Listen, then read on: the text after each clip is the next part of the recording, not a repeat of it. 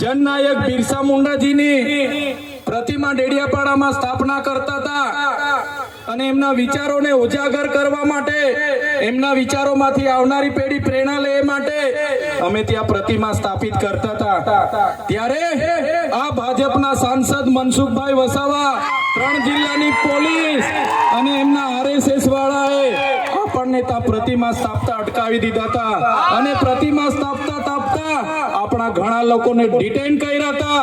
3 જિલ્લાની પોલીસ અમને પકડવા માટે આવી હતી, છતાં આપણે એમનાથી ડર્યા નથી અને બિરસા મુંડાની પ્રતિમા ડેડિયાપાડામાં સ્થાપિત કરી છે। ત્યારે આજે દેશના વડાપ્રધાનને આજે ડેડિયાપાડા આવવું પડે એ આપણા બધાની તાકાત છે। ત્યારે વડાપ્રધાન ડેડિયાપાડા આવે છે ત્યારે લોકોને ભેગા કરવા માટે 500 કરોડ આદિવાસી બજેટમાંથી જોગવાઈ કરવામાં આવી છે, હજારો બસોની વ્યવસ્થા કરવામાં આવી છે અને બધા કર્મચારીઓને એમાં લગાડી દેવામાં આવ્યા છે। આજે ડેડિયાપાડાના ગામડાઓમાં ટીડીઓ ના મળે, તલાટીઓ ના મળે એવા ગામડાઓની ગલીઓમાં આ ગુજરાતના નાયબ મુખ્યમંત્રી, એમના મંત્રીઓ, એમના સાંસદો, એમના ધારાસભ્ય ડેડિયાપાડાના ગલીઓમાં 4 દિવસથી ફરે છે। જે લોકો એસી ચેમ્બરોમાંથી બહાર નહોતા આવતા, જે લોકો ગાંધીનગરમાં પડ્યે ફતાડીએ રહેતા હતા, એ લોકોને ગામડે ફરતા કરી દીધા। એ આપણી બધાની તાકાત છે ભાઈઓ। ત્યારે નરેન્દ્રભાઈ મોદી આપણા કુળદેવી માતાના દર્શને જવાના છે દેવમોગરા એ મહારાષ્ટ્ર, મધ્યપ્રદેશ, ગુજરાત અને રાજસ્થાનના લાખો લોકોનું આસ્થાનું કેન્દ્ર છે અને દેવમોગરા જઈને રાજનીતિ જ્યારે કરવા માંગે છે ત્યારે નરેન્દ્રભાઈ મોદીને હું આ મંચ પરથી કહેવા માંગુ છું, તમને જો આદિવાસીઓ માટે હિત હોય તમે દેવમોગરા જજો, તમે હિજારી લઈને આવજો, તમે મવડાનો ચોખ્ખો દારૂ એક બોટલ લઈને આવજો, તમે એક મરઘો લઈને આવજો, એક બકરો લઈને આવજો, દર્શન કરીને એની પ્રસાદી કરીને તમે ત્યાં જ જમીને પછી જજો। ત્યારે અમે માનીશું કે તમે આદિવાસીઓના હિતે છો। તમે આદિવાસીઓ માટે આજ દિવસ સુધી તમે 24 વર્ષથી રાજનીતિમાં છો, આગળ મુખ્યમંત્રી હતા, હમણાં વડાપ્રધાન છો। આદિવાસીઓ આજે શિક્ષક માટે આંદોલન કરે છે, શાળા માટે આંદોલન કરે છે, નર્મદાના પાણી માટે આંદોલન કરે છે, પોતાની જમીનો બચાવવા આંદોલન કરે છે, જીએમડીસીઓ હટાવવા આંદોલન કરે છે, જીઆઈડીસીઓમાં રોજગાર માટે આંદોલન કરે છે। ત્યારે નરેન્દ્રભાઈ મોદીજીને કહેવા માંગુ છું, હવે અમે લડેંગે, જીતેંગે, जिंदाबाद मुर्दाबाद आवेदन निवेदन કરવા માંગતા નથી।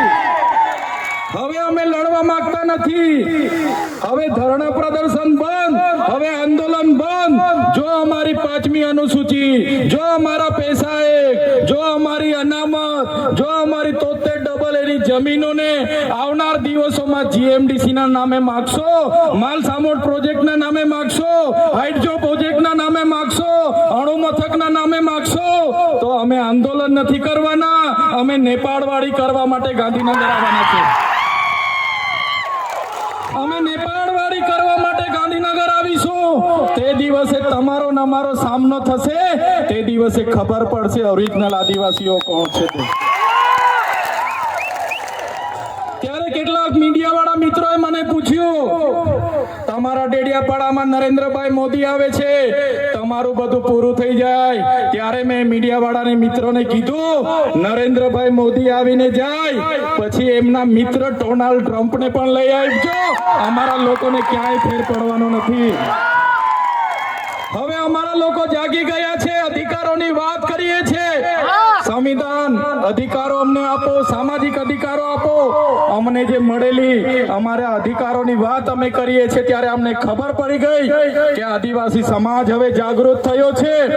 ત્યારે બિરસા મુંડાના રથ જ્યારે લઈને ફર્યા, એમના મંત્રી તંત્રી મારું નામ લઈને મને ગાળ બોલે કે પેલો ચૈતર વસાવો અહીંયા આવે છે, આમ કરે છે, તેમ કરે છે, ફલાણું કરે છે, ઢીકડું કરે છે। એ મંત્રીઓને પણ કહેવા માંગુ છું, એ પ્રદેશ પ્રમુખને પણ કહેવા માંગુ છું, ચૈતર વસાવાને ગાળ બોલવાથી અમારા આદિવાસીઓનું ઉત્થાન નથી થવાનું. તમે આદિવાસીની ઉત્થાનની વાત કરો. મને ગાળ બોલવાથી અમારા લોકોનો જો વિકાસ થઈ જવાનો હોય તો હું દરરોજ તમારી ઓફિસે તમારી ગાળ ખાવા માટે પણ તૈયાર છું. સાથીઓ, અમે આનંદભાઈ સાથે વિધાનસભામાં લડીએ, રોડ પર લડીએ, સદન પર લડીએ અને આદિવાસીઓની ન્યાયની વાત કરીએ, અધિકારની વાત કરીએ. આ લોકોને ગમતું નથી. આનંદભાઈ પર અનેક કેસ થાય, મારા પર અનેક કેસ થાય, અમને જેલોમાં નાખવામાં આવે, પણ અમે આ સરકારની જેલોથી અમે ડરવા વાળા લોકો નથી, અમે લડવા વાળા લોકો છીએ. સાથીઓ, આ મંચ પરથી કહેવા માંગીએ છીએ, આ ચૈતર વસાવાને, અનંત વસાવાને જ્યારે સમાજની જરૂર પડશે, અમે આ ધડ ધરવા માટે પણ તમારી સાથે તૈયાર છે. આ ધડ ધરવા માટે પણ અમે સમાજ માટે તૈયાર છે.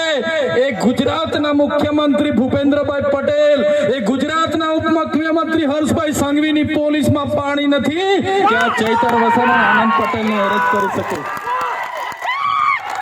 ત્યારે સાથીઓ, જાગવાની જરૂર છે.